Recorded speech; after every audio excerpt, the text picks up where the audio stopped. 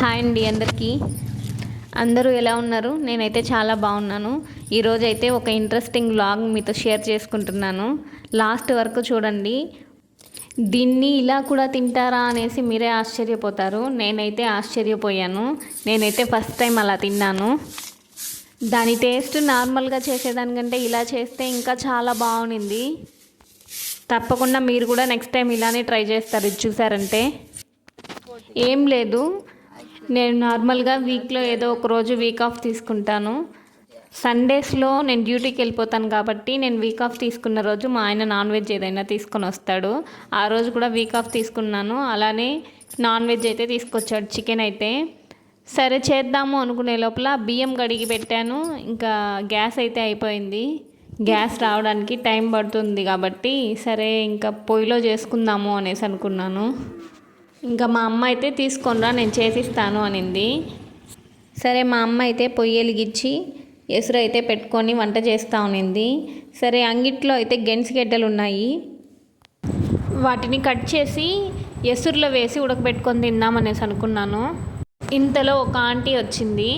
దాన్ని పొయ్యి మంటేస్తున్నారు కదా, పొయ్యిలో వేసేసేయండి, అది బాగా ఉడికిపోతుంది, లోపలంతా బాగా కాలిందంటే అప్పుడు తిన్నారంటే ఇంకా టేస్ట్ బాగుంటుందని చెప్పింది. సరే అనేసి అలానే వేసేసాను. ఆ పొయ్యిలో అయితే మొత్తం గడ్డ పట్టలేదు, సగం గడ్డ ఒకసారి సగం గడ్డ ఒకసారి అలాగా, అంటే ఫ్రంట్ సగము కొంచెంసేపు వెనకాల సగం కొంచెంసేపు అయితే కాల్చుకున్నాను. ఇంతలో మా అమ్మ అయితే సంగటి చేసింది. అలానే చికెన్ కూడా అయితే చేసేస్తూ ఉంది. చికెన్ చేసి వాటర్ అయితే పోసి ఉడకబెట్టేస్తూ ఉన్నాము. ఇంతలో ఆ గడ్డ అయితే ఫుల్గా కాలిపోయింది. ఇంకా మూత పెట్టేసి మేమైతే ఆ గడ్డ ఎలా ఉడికిందో చూద్దామనేసి తీసి చూసాము.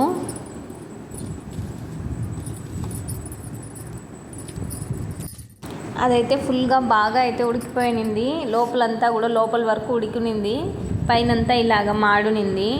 పైనంతా తీసేసి లోపలిది తింటే చాలా స్వీట్గా ఉంది. నార్మల్గా కంటే కూడా ఇంకా స్వీట్నెస్ ఎక్కువగా ఉన్నింది. మీరు కూడా ఈసారి అయితే ఇలా ట్రై చేసి చూడండి, ఎలా ఉన్నిందో చెప్పండి కావాలంటే. చాలా బాగుంది. ఇంకా ఇవంతా తినే లోపల మా చికెన్ కూర కూడా రెడీ అయిపోయింది.